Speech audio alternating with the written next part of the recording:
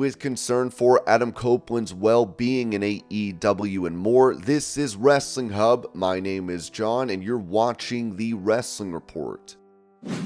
Before we get into the rest of the video, make sure you subscribe to Wrestling Hub and turn on all notifications to stay up to date with everything in the world of pro wrestling. Also, don't forget to follow us on Instagram at Wrestling Hub Official and follow us on Twitter at Wrestling_Hub.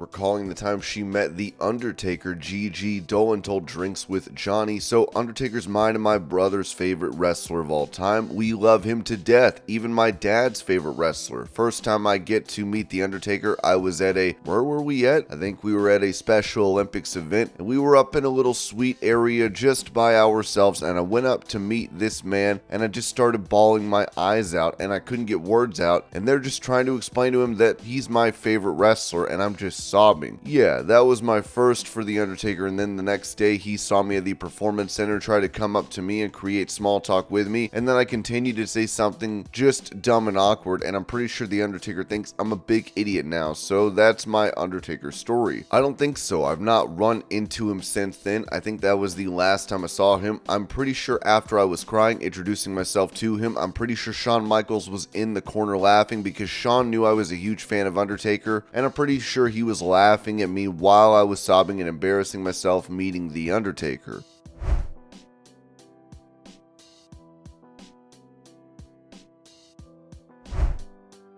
Explaining why Linda McMahon advised Vince McMahon to not hire him again, Lex Luger said on ad-free shows, "When I walked out because of my close relationship I always had with Vince, I guess Vince was very hurt, which if I could do over, nowadays I probably wouldn't have done it that way, I would think, but I heard that Linda talked to him and said, if you ever bring him back in here because she loves her husband, it was like a proactive moment, don't you ever bring that man back in here, because Vince, I guess it was jaw-dropping."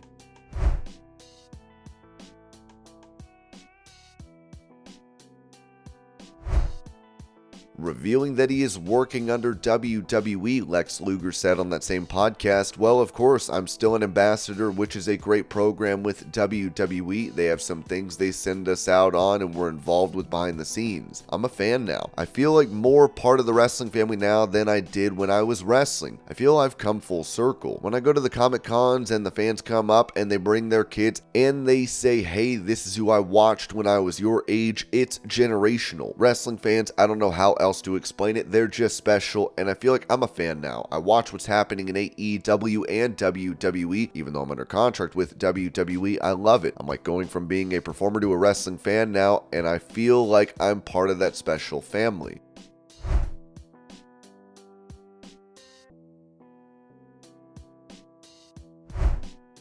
Mentioning how WWE stars felt backstage during the Fastlane event on Saturday, it was said that Ringside News was told by a tenured member of the team that everyone felt great behind the scenes about Fastlane. That being said, the company has a lot to be happy about. Not only did WWE Fastlane break an Indianapolis record for WWE, and that includes beating out a Survivor Series, SummerSlam, and WrestleMania 7. Needless to say, WWE has a lot of things to be happy about. Jade Cargill was also a huge subject of conversation backstage in WWE at Fastlane. We previously reported that she received incredibly high marks internally for a multitude of reasons.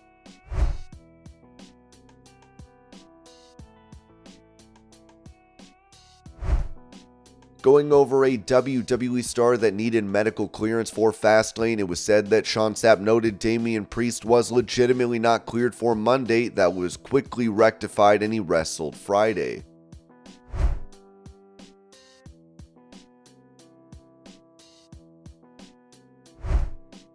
Following World Heavyweight Champion Seth Rollins' victory over Shinsuke Nakamura at Fastlane, it was noted that Ringside News was told that a lot of people backstage were talking about the World Heavyweight Championship Last Man Standing match. A tenured member of the creative team informed us that people were discussing how the story with Seth Rollins really resurrected Shinsuke Nakamura's career. It was also noted to us that Shinsuke Nakamura's personality was allowed to shine in those vignettes, instead of Vince McMahon forcing him to speak lines that he would struggle with and look bad doing. We were also told that people noticed how the storyline with Shinsuke Nakamura did so much for Seth Rollins. Obviously, the main event of WWE Fastlane was a success, and it also did a very good job leaving both competitors in a better place than when they started.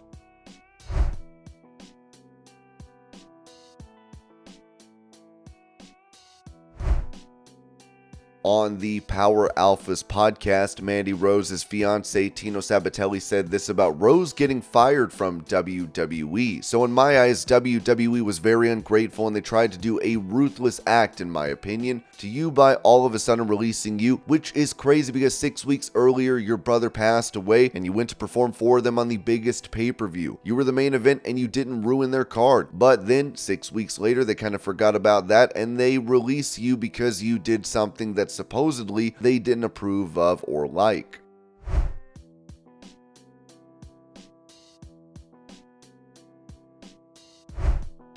In some good news for Karrion Kross, it appears WWE is planning a push for him, as Ringside News said. In recent memory, Karrion Kross was involved with AJ Styles in a storyline. Then his ominous segments with Scarlett disappeared, causing a lot of fans to wonder about his status in the company. After all, his loss percentage has been incredibly high since his return to the company. Ringside News reached out to inquire about what is going on with the former NXT champion. We were told by a tenured member of the creative team that Karrion Kross is actually in line for a push right now.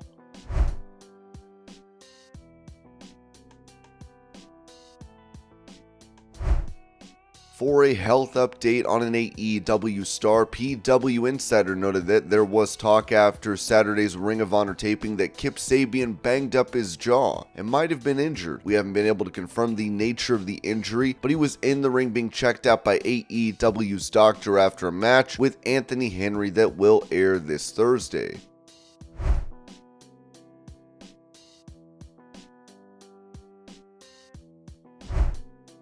As he was recently released by WWE, Rick Boogs revealed on his YouTube channel when his non-compete clause will come to an end. I know people are like, you're not in WWE anymore, let's talk about it. I can't, guys. I'm technically still under contract for 3 months. My birthday is December 21st, and as a birthday present, I'm free from my contract basically. My birthday, December 21st, that's when I'm free from my contract. Until then, I'm still under contract.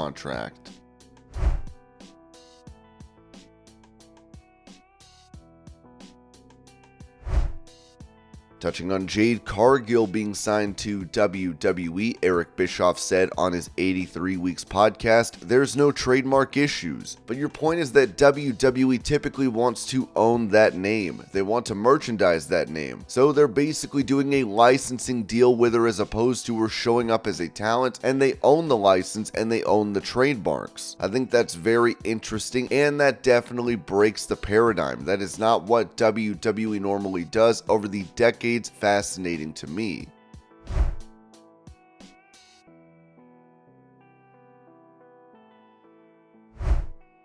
On that same podcast, Eric Bischoff said this about the way in which AEW President Tony Khan should use Mercedes Mone if she does appear for the promotion. The smartest thing that Tony Khan could have done is, and I said this 2 years ago, shut up and wrestle and quit trying to focus on WWE. Quit trying to convince people that you're competitive, because you're not. And you're just making yourself look bad by trying to convince other people that you are. Just put on the best show you can put on. That's all. If you've got a chance to get Mercedes Mone, and that's a valid opportunity, don't do it on a night when you're gonna get drawn and quartered. Just don't, because that just reflects badly on her, especially with the Edge thing, because they brought him in and they did it right, but it didn't have the result they wanted, and that didn't make Edge look good. And it's not his fault at all, but if there's a Mercedes Mone, don't try to pull a rabbit out of your hat, because you're gonna get creamed anyway, and you don't want that to be a reflection of your talent.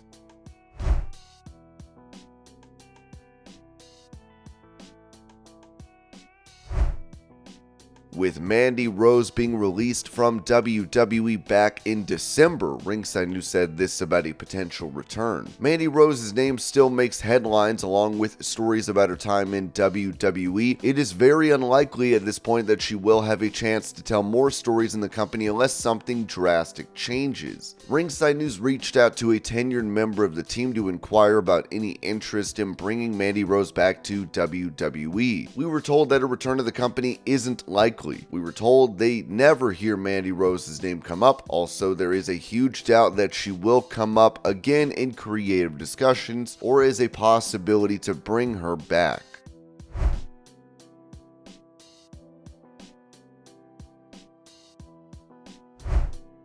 Speaking about Adam Copeland being a part of AEW, Kevin Nash noted on his Click This podcast, "I pray that Edge doesn't get hurt, but he's a great addition. One of the things, their style is so different than the WWE style. It's kind of an indie-rific, but I believe that bringing in somebody like Edge, he has always worked a main event style. I think you put him with one of those younger guys, stop some of the bad habits that some of the other guys have."